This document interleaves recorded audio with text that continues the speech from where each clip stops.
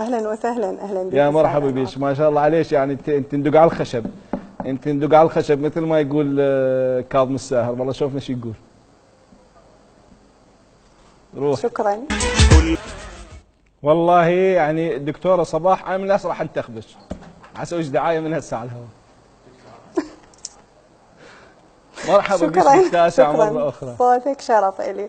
حياك الله، ونسمع منك كلمة بالبداية، تفضل. خجلتني استاذين ورا بعد ماكو.